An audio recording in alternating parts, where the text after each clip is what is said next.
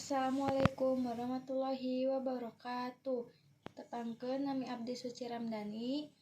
Abdi bade nyaritakeun babad Sumedang Kisah Hanjuang Waruga Jagat Bahasa Sunda. Tangkal Hanjuang mangrupakeun lambang kajayaan Karajaan Sumedang Larang. Eyang Jaya Perkasa mangrupakeun senopati nu terakhir di Sumedang samemeh runtuna Karajaan Pakuan Pajajaran.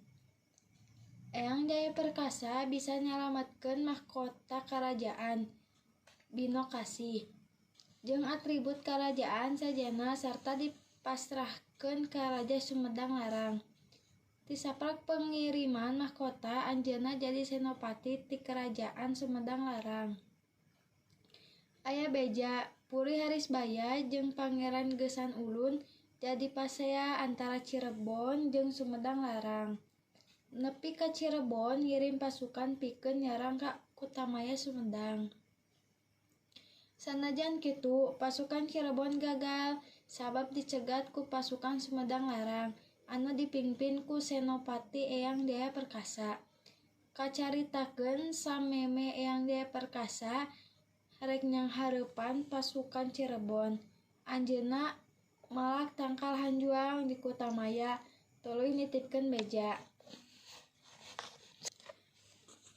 Lamun ieu tangkal Hanjuang masih seger tur hirup keneh, hartina kuring masih keneh hirup jeung ulah ninggalkeun Kutamaya, ceuk Eyang Jaya Perkasa.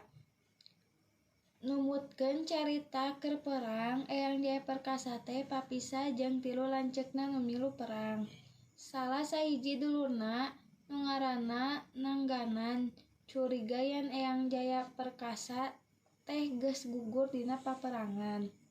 Tuluy mutuskeun balik ka Kutamaya pikeun mamatahan Pangeran Gessan Ulun pikeun mindahkeun puser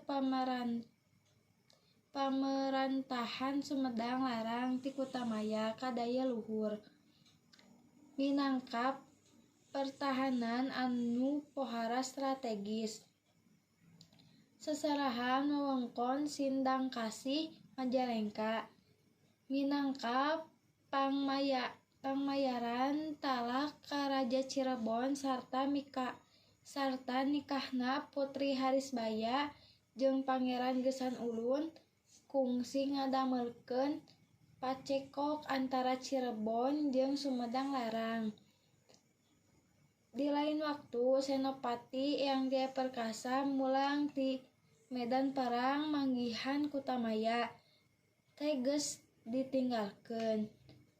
Tangtu wae anjeunna kaduhung kana kalakuan Pangeran Gessan Ulun. Satepina di daya luhur anjeunna maehan Nangganan dulurna kusabab kasalahanana. Kacaritakeun ku kecewana Eyang Jaya Perkasa anu sabenarna nyaeta ngahareupkeun pikeun mulangkeun kagungan jeung kamuliaan Karajaan Pakuan Pajajaran. Ngaliwatan Karajaan Sumedang Larang geus gagal. Sementara eta tangkal Hanjuang anu dibelah ku Eyang Jaya Perkasa masih keneh mekar seger di Kutamaya. Ayeuna Desa Padasuka, Kecamatan Sumedang Kaler. Kucewa jeung ngewana ka musuh oge diisarahkeun ka turunanna engke. Lamun jarak ka kuburanna teu meunang make baju batik anu dina pamadegana mangrupa ciri has tina baju musuh-musuhna. Wassalamualaikum warahmatullahi wabarakatuh.